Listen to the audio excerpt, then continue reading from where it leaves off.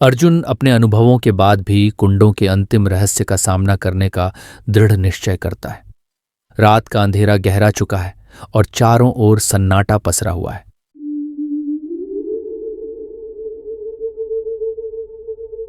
अर्जुन अकेला कुंड के पास पहुंचता है। उसके मन में उत्सुकता और डर का अजीब मिश्रण है। जैसे ही वह कुंड में झुककर नीचे देखता है, अचानक पानी में किसी की झलक दिखाई देती है। एक परछाई जो धीरे धीरे साफ होने लगती है। वह परछाई धीरे धीरे एक प्राचीन योद्धा का रूप धारण कर लेती है। अर्जुन घबरा जाता है, लेकिन योद्धा की आंखों में एक अद्भुत शक्ति और ज्ञान का आभास होता है। वह अर्जुन से बात करने लगता है। योद्धा कहता है, तू क्यों इस रहस्य को उजागर करना चाहता है? क्या तुझे यह एहसास है कि हर रहस्य को जानने की कीमत चुकानी पड़ती है? अर्जुन झिझकता है, लेकिन अपने मन की जिज्ञासा पर काबू नहीं कर पाता। योद्धा उसे उस राजा की कहानी सुनाने लगता है जिसने इन कुंडों का निर्माण किया था। उस समय एक बड़े युद्ध के बाद राजा ने अपने राज्य की रक्षा और शक्ति को इन कुंडों में बांध दिया था ताकि भविष्य में उसकी रक्षा हो सके। अर्जुन को ऐसा महसूस होता है मानो वह समय की यात्रा कर रहा हो। वह प्राचीन राजस्थान के उसी राज्य में पहुंच जाता है जहां राजा ने एक विशेष पूजा करवाई थी और कुंडों को श्राप देकर अलौकिक शक्तियों से बांधा था। अर्जुन ये सब कुछ अपनी आंखों के सामने देखता है और महसूस करता है कि कुंडों का असली रहस्य केवल शक्ति या खजाने का नहीं, बल्कि शाप और बलिदान का था। अर्जुन को अब अजीब घटनाएं होने लगती हैं। अचानक कुंड के चारों ओर अजीब आकृतियां बनने लगती हैं, मानो पुरानी आत्माएं उससे संवाद कर रही हों। एक आवाज उसके कानों में गूंजती है, जो भी हमारे रहस्य को खोलेगा वह शापित हो जाएगा।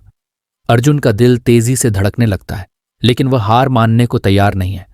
उसे महसूस होता है कि कुंडों के भीतर एक और कुंड है जो सबसे गहरा और सबसे छिपा हुआ है। जैसे ही अर्जुन उस दिशा में कदम बढ़ाता है, उसे अपने शरीर में एक कंपी सी महसूस होती है, मानो कोई अदृश्य शक्ति उसे रोकने की कोशिश कर रही हो।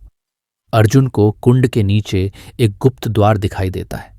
जैसे ही वह द्वार खोलता है, उसके सामने एक प्राचीन मंदिर प्रकट होता है जिसमें कई पुराने ग्रंथ और मणियां रखी होती हैं। अर्जुन उन ग्रंथों को छूता ही है कि उसके हाथ पर अजीब निशान बन जाते हैं और उसे एक रहस्यमय रचना दिखाई देने लगती है। ये रचना बताती है कि राजा ने अपनी आत्मा और शक्तियों को कुंड के भीतर संरक्षित किया है।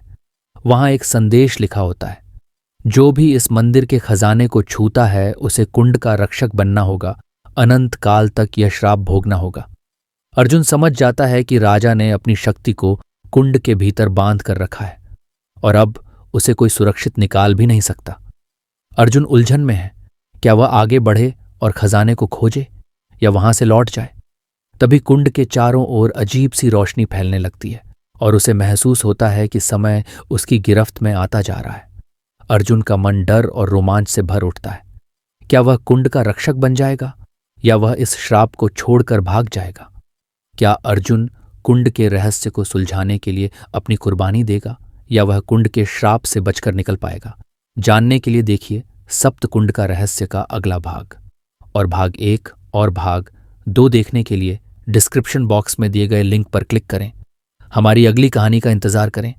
कमेंट में अपनी राय जरूर साझा करें और हमारे चैनल को सब्सक्राइब करना न भूलें ताकि ऐसी रोमांचक कहानियां आप तक सबसे पहले पहुंच सकें।